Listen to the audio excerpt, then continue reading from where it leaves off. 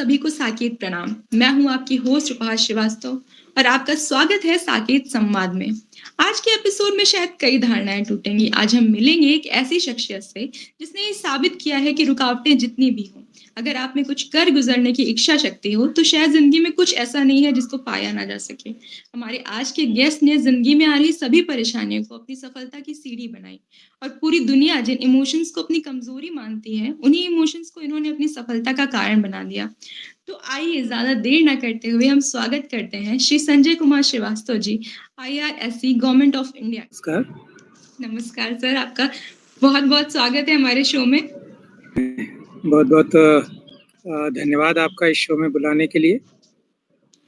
Sir, जैसा कि हमने बताया कि आज बहुत सारी धारणाएं टूटने वाली हैं और मुझे लगता है कि हमारे समाज में जो एक पहली धारणा जो ये है कि IIT और IAS तो छोड़िए, 10th क्लास भी बिना कोचिंग के नहीं पास किया जा सकता है।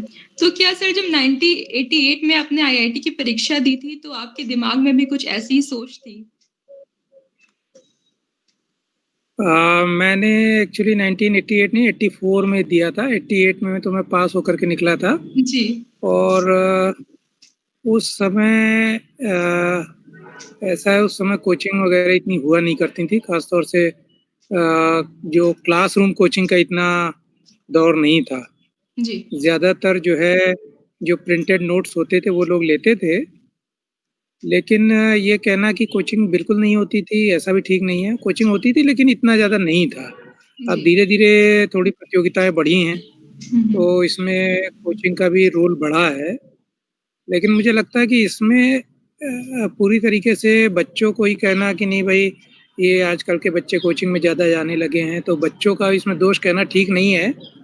बल्कि ये देखना चाहिए कि कहाँ पर कोचिंग की ज़रूरत है, कहाँ पर नहीं है, वो चीज़ ज़्यादा ज़रूरी है। जी।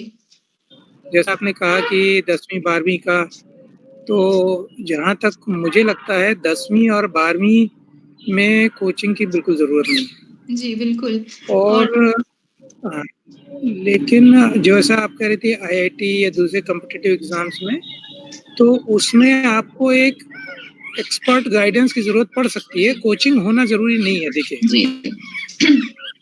जो चीज़ ज़्यादा ज़रूरी है, आप चाहे कोई भी इम्तिहान दें, वो सेल्फ लर्निंग सबसे ज़्यादा ज़रूरी है। तो कुछ बच्चे क्या है कि अपने आप डिसिप्लिन में रह के सेल्फ लर्निंग कर लेते हैं। कुछ को एक थोड़ा-सा मोटिवेशन चाहिए रहता है, एक गाइडेंस चाहिए रहता है। जी। तो वो चीज़ जो है आपको अपनी खुद ही अपनी जो स्ट्रेंथ और वीकनेस है, वो उसको एनालाइज़ करके देखना पड़ेगा कि बेसिकली आपको ज़रूरत है या नहीं है। जी। ठीक है ना? जी। और जो उसके बाद के जैसे कॉम्पिटिटिव एग्ज़ाम्स IAS वगैरह का आपने कहा, तो IAS वगैरह में फिर दूसरी चीज़ हो जाती है। मैं देखता हूँ जैसे अभी मैं रेलवे में हूँ, रेलवे में काफ़ी बच्चे सिविल सर्विसेज़ के थ्रू भी आते हैं, नए बच्चे इंजीनियरिंग सर्विसेज़ के थ्रू भी आते हैं। तो उसमें बीच में ऐसा ज़रूर था कि कोचिंग का करीब-करीब सारे ही बच्चे कोचिंग वाले आ रहे थे, लेकिन अभी ऐसा नहीं है। अभी मुझे करीब-करीब आप समझिए 50% बच्चे तो ऐसे मिल ही जाते हैं सिविल सर्विसेज़ वाले, जिन्होंने कोई कोचिंग नहीं की होती। जी। वो अपना घर पे तैयारी की होती है। जी। लेकिन कोचिंग नहीं की होती इसका मतलब ये नहीं है कि उन्होंने किसी से एक्सपर्ट गाइडेंस नहीं लिया होता। हो सकता है उन्होंने किसी सीनियर से लिया हो या किसी से बात किया हो, तो जी। वो एक फ़र्क पड़ता है। जी। तो वो हर बच्चे पे डिपेंड करता है कि वो अपना स्ट्रेंथ और अपनी वीकनेस देख करके अंदाज़ा लगाए कि उसको कहाँ पर एक्सपर्ट गाइडेंस की ज़रूरत है और कहाँ नहीं है। जी। और अल्टीमेटली तो देखो सेल्फ लर्निंग पे ये बात आ जाती है कि बिल्कुल, जी। आपको खुद ही जो है पढ़ना है, खुद ही सीखना है। कोई आपको जो है वो जो कहते हैं ना कि घोड़े को जो है आप पानी तक तो ले जा सकते हैं, लेकिन ज़बरदस्ती आप उसे पानी नहीं पिला सकते। बिल्कुल। जी। वो पानी तो पीना पड़ेगा। जी, मेनली एक गाइडेंस चाहिए होता है अगर इस तरह के एग्ज़ाम देने हैं। तो सर, आपने बोला कि पहले उस टाइम पे और आज का जो टाइम है इसमें बहुत सारे चेंजेस आ गए हैं कॉम्पिटिटिव एग्ज़ाम में। तो किस तरीके से सोसाइटी का नज़रिया बदला है या बच्चों का नज़रिया बदला है? और किस तरीके से वो इन कठिनाइयों को दूर कर सकते हैं? क्या-क्या नए चैलेंजेस आए हैं इस टाइम पे? देखिए, ये चैलेंजेस तो मुझे लगता है जैसे-जैसे परिस्थितियाँ चेंज होती हैं, चैलेंजेस भी बदलते चलते हैं। जी। ठीक है ना? और ये कॉम्पिटिटिव एग्ज़ाम्स का भी नेचर उसी हिसाब से बदलता है। जी। अब जैसे मैं इसकी बात करूँ जो जिस सर्विस से मैं हूँ, Indian railway service of engineers, तो अगर आपको मालूम हो कि पहले जो शुरू-शुरू में जब यहाँ पे ब्रिटिशर्स के ज़माने में जो इंजीनियर्स आते थे, वो रॉयल इंजीनियरिंग सर्विसेज़ हुआ करते थे जी। और रॉयल इंजीनियरिंग सर्विसेज़ का कई शताब्दियों पुराना इतिहास रहा है। फिर 1890 में इन्होंने ब्रिटिशर्स ने 3 सर्विसेज़ अलग कर दी। एक तो मिलिट्री इंजीनियरिंग सर्विसेज़, जी। एक इंडियन इंजीनियरिंग सर्विसेज़ और एक Indian railway service of engineers. ये तीनों अलग कर दी उन्होंने। और जी। उस समय ये था कि कॉम्पिटिटिव एग्ज़ाम्स नहीं होते थे। ख़ास तौर से मुझे याद है जो 4 कॉलेज थे, नॉर्थ में रुड़की हुआ करता था, ईस्ट में बंगाल इंजीनियरिंग कॉलेज, जी। वेस्ट में पूना का गवर्नमेंट इंजीनियरिंग कॉलेज और साउथ में गिंडी, गिंडी चेन्नई। तो इन 4 कॉलेजेस से टॉपर्स को ले लिया जाता था। फिर बाद में धीरे-धीरे जैसे ये हुआ कि नहीं भई ये तो बड़ा इसमें एलिटिज़्म है क्योंकि सब बच्चे इन कॉलेजेस में जा नहीं सकते और बहुत से बच्चे हैं जो तेज़ हैं उनका लेकिन वहाँ पे जा कर के पढ़ने के उतने मीन्स नहीं क्योंकि ये सब बड़े एलीट इंस्टीट्यूशंस माने जाते थे। जी। तो फिर धीरे-धीरे जो है कॉम्पिटिशन का वो आया। लेकिन वो कॉम्पिटिशन का भी जो है जो आया वो कॉम्पिटिशन जो है क्योंकि इतने ज़्यादा लोग नहीं होते थे, तो कॉम्पिटिशन भी इतना इतना फ़ियर्स नहीं होता था। जी। अब जैसे-जैसे क्या कहते हैं एक जो आप कहिए जो बच्चों का जो बेस जो कॉम्पिटिशन में आ रहे हैं, वो बेस बढ़ता जा रहा है, तो उस वजह से कॉम्पिटिशन भी बहुत फ़ियर्स होता जा रहा है। जी। लेकिन जो मैंने जो देखा है मतलब मेरा ये मानना है कि दरअसल कॉम्पिटिशन का बेस बहुत बड़ा हो गया है, हुँ। लेकिन ज़रूरी नहीं कि कॉम्पिटिशन भी उतना ही ज़्यादा मुश्किल हो गया हो। वो इसलिए क्योंकि पहले जो बच्चे उसमें अपीयर होते थे, हालाँकि संख्या उनकी बहुत कम होती थी, जी। लेकिन वो पहले से बहुत छँटे हुए बच्चे होते थे। अब जैसे मिसाल के लिए मैं कहूँ जब हम लोग इंजीनियरिंग कॉलेज देते थे तो उसमें बड़ा ग्रेडेशन होता था। कुछ बच्चे जैसे जो उस समय होते थे वो पहले से डिसाइडेड रहता था कि हम आईआईटी या रुड़की ऐसे टॉप इंस्टीट्यूट्स में ही भरेंगे। फिर कुछ बच्चे होते थे वो अपने हिसाब से रीजनल इंजीनियरिंग कॉलेजेस चूज़ कर लेते थे। फिर जी। कुछ और बच्चे होते थे वो पॉलिटेक्निक चूज़ कर लेते थे। हुँ। फिर बीच में एक ऐसा दौर आया कि मैंने देखा कि पॉलिटेक्निक तो शायद बच्चों ने जॉइन करना जैसे लगा कि बंद ही कर दिया। इंजीनियरिंग कॉलेजेस इतने खुलने लगे कि हर कोई जो है इंजीनियरिंग की डिग्री लेना भी बहुत आसान हो गया।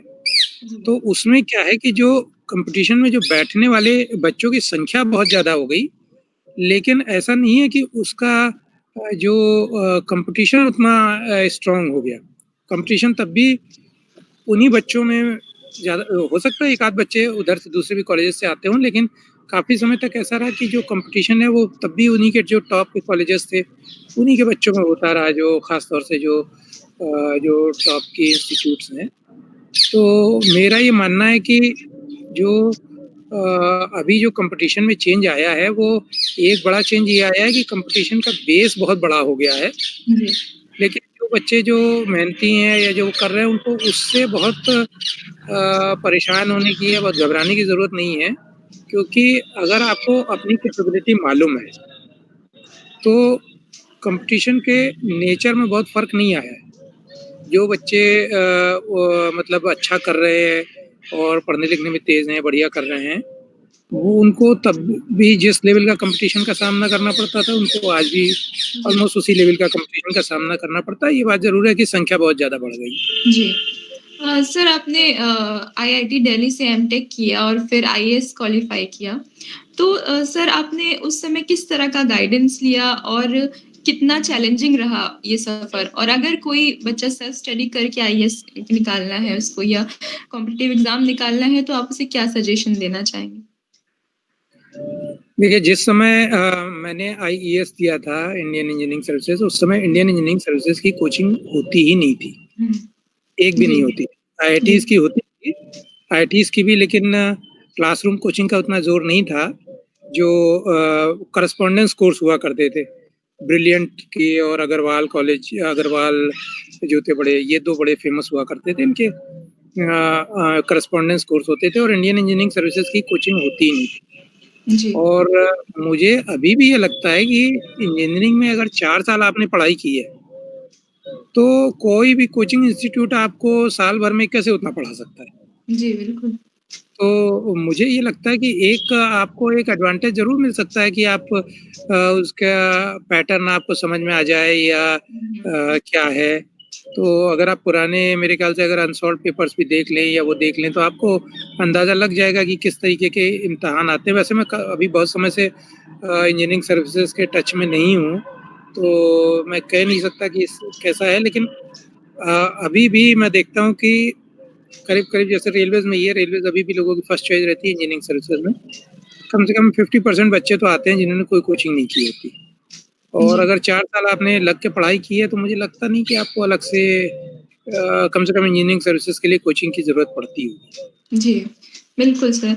सर आपने 14 साल तक भारतीय रेलवे में उच्च पदों पर आप कार्यरत रहे हैं और उसके बाद आप 2006 में यूएस चले गए थे। तो फिर सर ये एक मेरे ख़्याल से लाइफ़ चैलेंजिंग डिसीज़न था आपका कि आपने भारतीय रेलवे में इतने दिन काम करके फिर आप यूएस गए और भारतीय रेलवे को भी छोड़ दिया। तो ये एक मेरे ख़्याल से लाइफ़ चैलेंजिंग इवेंट था। तो क्या चल रहा था उस समय आपके दिमाग में?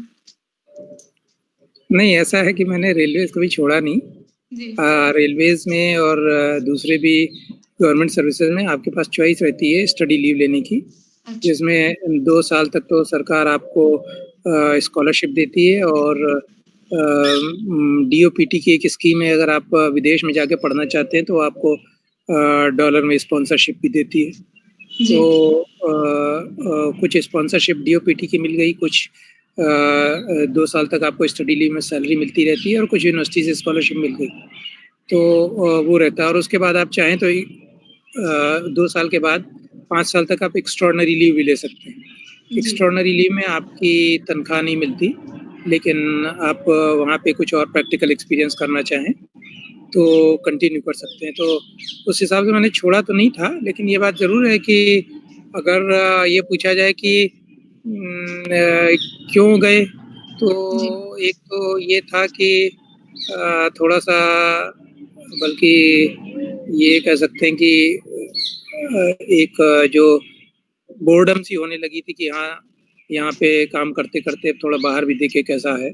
और जी। दूसरा ये भी था कि देखने का था कि बाहर के जो विदेशों में किस तरीके से काम होता है, उसको अपने यहाँ से कंपेयर करके अगर हम देखें, तो क्या चीज़ें हैं जिनकी वजह से उनका कंट्री इतना अच्छा जा रहा है और हम उतना उस लेवल तक नहीं पहुँच जा रहे।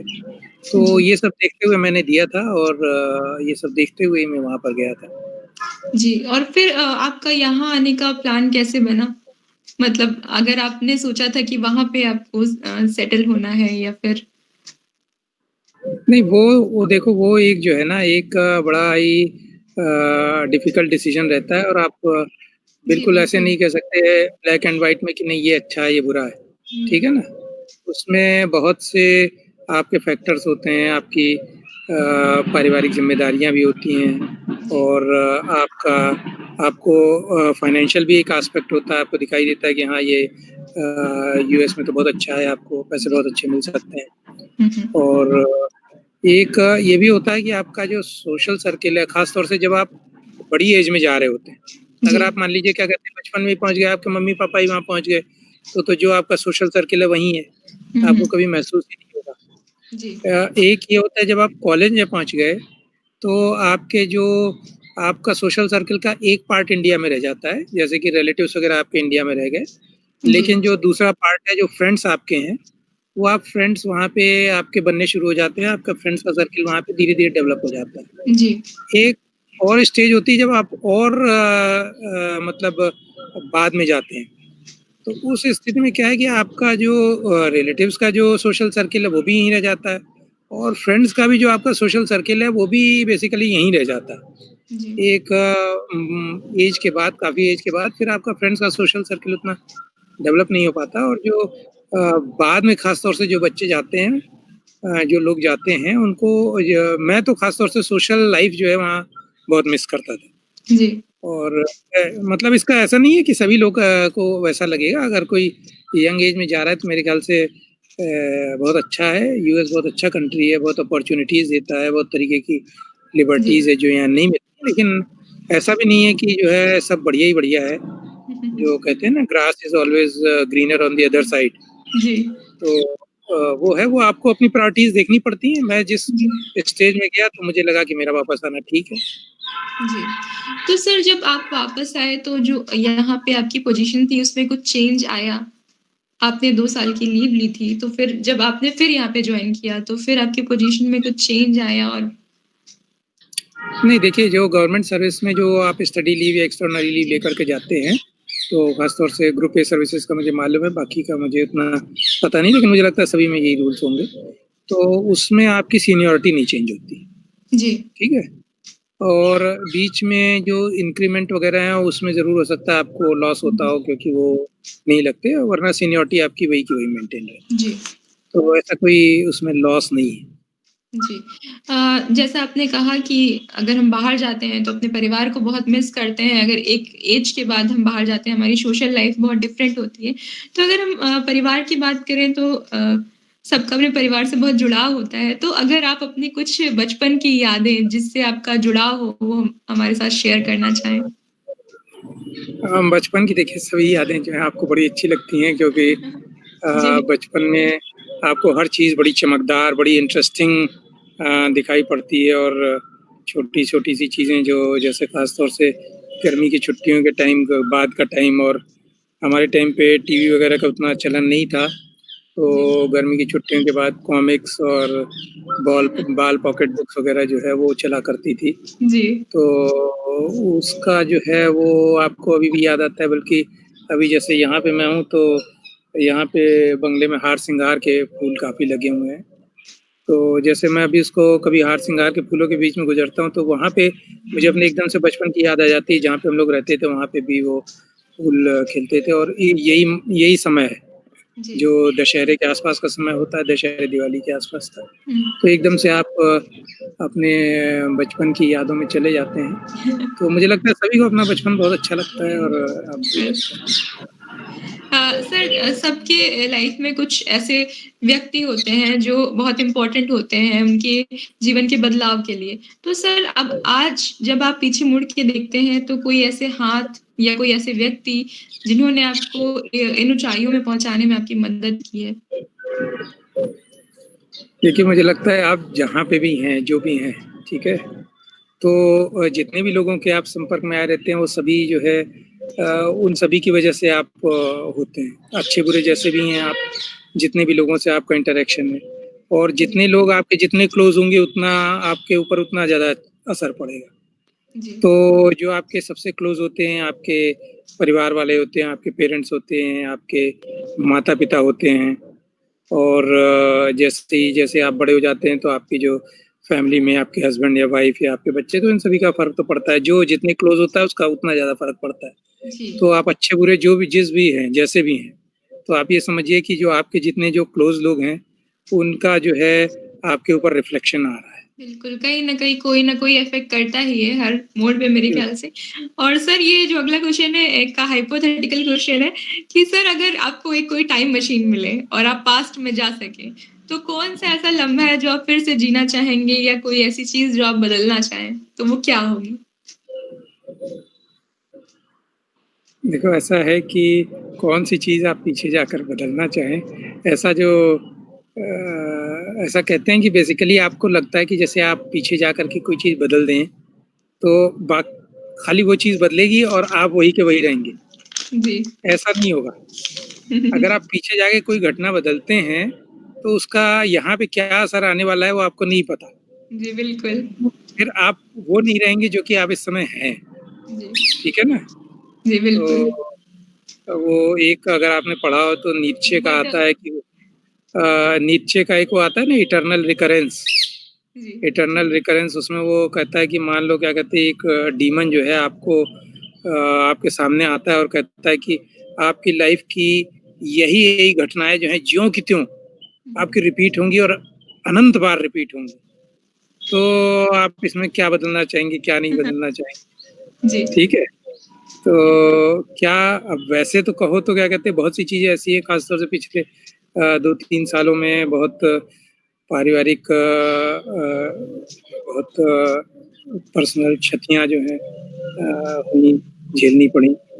तो अगर उसको बदला जा सके तो है, लेकिन अब ये है कि ऐसे किसी ख़ास घटना को या किसी एक्शन को जाके बदलना संभव हो, तो वही बात है कि आपको अगर बदलना संभव हो, अगर आप उस चीज़ को बदल देंगे तो फिर आप वो नहीं रहेंगे जो कि आप इस समय हैं। जी, फिर आप बिल्कुल। किसी दूसरी चीज़ को बदलना चाहेंगे। आप इस समय रहकर जिस चीज़ को बदलना चाह रहे हैं, अगर वो चीज़ उस समय बदल गई होती तो आप फिर किसी दूसरी चीज़ को बदलना चाह रहे होंगे। जी, बिल्कुल, बिल्कुल। सर एक इंग्लिश में प्रोवर्ब है वर्दी सन ऑफ अ वर्दी फादर, पर मेरे ख्याल में आपके केस में तो इसे बदल के वर्दी डॉटर ऑफ अ वर्दी फादर हो जाना चाहिए। तो सर आप कितना प्राउड फ़ील करते हैं अ, अपनी बेटी पे कि उन्होंने पहले अटेम्प्ट में ही आईएएस क्लियर कर लिया? देखिए बच्चे अच्छा करते हैं तो आपको खुशी तो होती है बिल्कुल। कि और ख़ास तौर से इसलिए तब ज़्यादा खुशी होती है कि जबकि वो बच्चे की अपनी इच्छा हो ऐसा करने की और वो हो गया हो, ठीक है ना? वैसे मतलब उसने सिविल सर्विसेज़ क्लियर किया तो अच्छी बात है, लेकिन मुझे ये लगता है कि ज़रूरी नहीं कि हर बच्चा जो है सिविल सर्विसेज़ क्लियर करे या कोई बहुत बड़ा बिज़नेसमैन बन जाए या कोई बहुत बड़ा जी, आर्टिस्ट या सोशल वर्कर बन जाए तभी जो है आपको खुशी महसूस होगी। जी, ख़ास चीज़ ये है कि जो आप करना चाह रहे हैं और क्योंकि इस केस में मेरी बच्ची भी यही करना चाह रही थी और उसको मिल गया तो मुझे ज़रूर खुशी है। लेकिन मुझे लगता है कि आप जो करना चाह रहे हैं, अगर आप वो कर पा रहे हैं, तो वो अपने आप में वही सबसे बड़ी खुशी होती है। ज़रूरी नहीं कि क्या बिल्कुल। कहते हैं हर कोई जो है एक ही लाइन पे या एक ही उस पे चलना शुरू हो जाए। जी, अगर मतलब एक मुझे याद आता है कि जो स्टीव जॉब्स ने एक मेरे 2008 में स्टैनफोर्ड में एक वैलेडिक्टरी में एक लेक्चर दिया था, स्टे हंग्री स्टे फूलिश, और बहुत फेमस है, यूट्यूब पे भी मिल जाएगा और अगर आप गूगल सर्च करेंगे तो स्क्रिप्ट भी मिल जाएगी। तो बहुत बढ़िया है, मुझे लगता है सभी को सुनना चाहिए, खासतौर से आप लोग कॉलेज में हैं, स्कूल में हैं, बच्चे हैं, उनको ज़रूर सुनना चाहिए। और उसमें जो ख़ास तौर से वो जो आखिर में एक चीज़ जो कहता है वो बड़ी मुझे अच्छी लगती है कि जो हमारा जो यहाँ पे टाइम है, यहाँ पे मतलब धरती पे जी, या जो हमें जो लाइफ मिली है बड़ी लिमिटेड है, बहुत थोड़ा टाइम। तो वो किसी दूसरे की ज़िंदगी जीने में बर्बाद नहीं करनी चाहिए, बिल्कुल। ठीक है? आप अपनी ज़िंदगी जिएँ और दूसरे क्या कर रहे हैं, दूसरे को मतलब दूसरे लोगों की एक भेड़-चाल या दूसरे लोगों की रैट रेस में जाने की ज़रूरत नहीं है। जी, अपनी ज़िंदगी आप जिए, दूसरे के जो अनुभव हैं, दूसरे के जो नतीजे हैं, वो उनके अपने हैं, आपकी लाइफ़ आपकी अपनी है और बिल्कुल। आपके पास टाइम बहुत थोड़ा है। तो अगर जी, आपका अच्छा है और आपकी मर्ज़ी है और आपका मनपसंद मिल रहा है, तो बहुत अच्छी बात है। जी। आई थिंक लाइफ़ में सैटिस्फाई होना बहुत ज़रूरी है, जो भी आपको अच्छा लगता है, वो कितना अच्छा कर सकते हैं। हाँ, बिल्कुल अच्छी बात है। सर आप एक इंस्पिरेशन हैं हमारे दर्शकों के लिए, तो सर लास्ट में आप क्या संदेश देना चाहेंगे उन्हें, हमारे छात्राओं को और हमारे दर्शकों को? अब देखिए जैसे अभी थोड़ी देर पहले ही मैंने आपसे कहा जो मैं उनका नाम ले रहा था स्टीव जॉब्स का, अब उनसे तो बेहतर मैं नहीं कह पाऊँगा। लेकिन जो उन्होंने जो बात कही वो सभी के लिए अच्छी है, ख़ासतौर से बच्चों के लिए, छात्रों के लिए बहुत अच्छी है। तो उन्होंने जो एक वो कहा था स्टे हंग्री, स्टे फूलिश, मतलब आप अपने जो अंदर की जो एक जो भूख है वो जगाए रखिए जी। और स्टे फूलिश, बहुत समझदार बनने की ज़रूरत नहीं है।